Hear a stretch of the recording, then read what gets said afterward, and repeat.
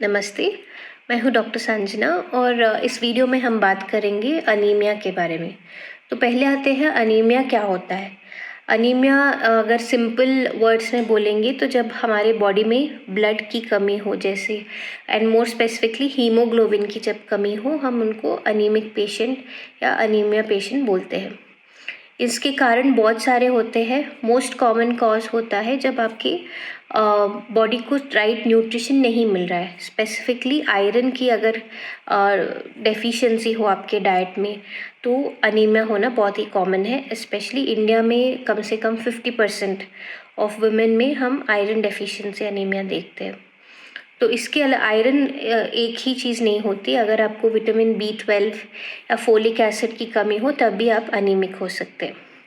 तो ये था मोस्ट कॉमन कॉज। इसके अलावा और भी कॉजेज़ है और भी कारण होते हैं अनीमिया होने के लिए। दूसरी कारण होती है अगर आपकी बॉडी में ब्लड लॉस हो रहा है। तो ये तब होता है जब लड़कियों में पीरियड्स के टाइम में अगर बहुत ज़्यादा ब्लड लॉस हो रहा है या कोई पाइल्स पेशेंट में ब्लड लॉस ज़्यादा ब्लड जा रहा है या कोई मेजर सर्जरी हुआ है और उसमें ब्लड लॉस हुआ है तो वो एक कॉज होता है। इसके अलावा और अनकॉमन कॉजेज़ है जैसे माल अब्जॉर्प्शन, मतलब आपके शरीर में न्यूट्रिएंट्स की अब्जॉर्प्शन ठीक तरह से नहीं हो रही है या कोई क्रॉनिक डिजीज़ जैसे रूमेटॉइड आर्थराइटिस या कैंसर पेशेंट्स में ये सब हो सकता है। लेकिन इस वीडियो में हम बात करेंगे मोस्ट कॉमन कॉज के बारे में जो है न्यूट्रिशन डेफिशिएंसी। तो ट्रीटमेंट ऑप्शंस अनीमिया में बहुत सारे होते हैं। ऑब्वियसली बहुत ट्रीटेबल है ये, अगर आप ठीक तरह से मेडिकेशंस लेंगे और आपके डाइट में ठीक तरह से बदलाव लाएंगे तो anaemia will be a forgotten problem in India.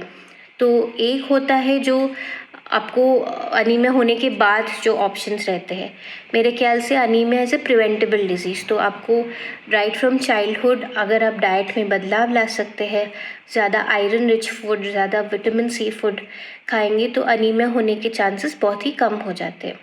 तो अब आते हैं कौन से फूड ऑप्शंस है जो आयरन रिच होते हैं।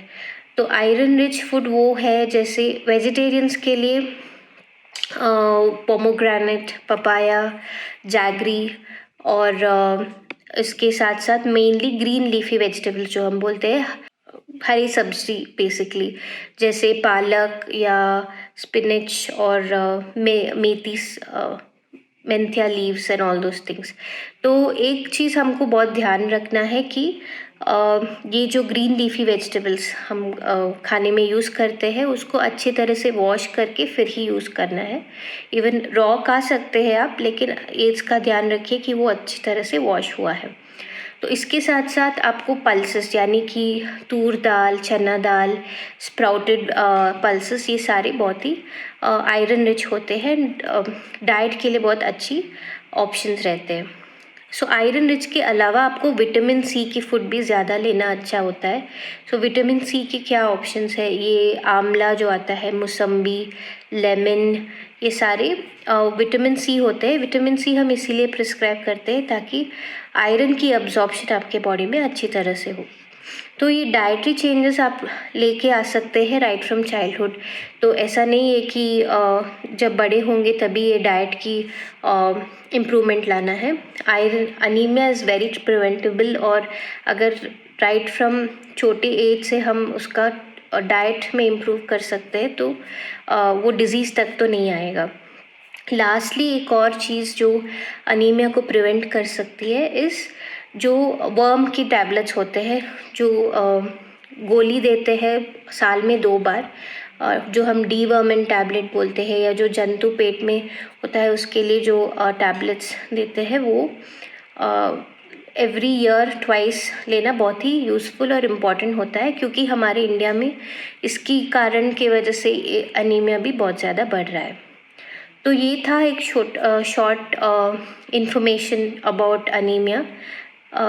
Hope you can bring all the right changes in your lifestyle. Thank you.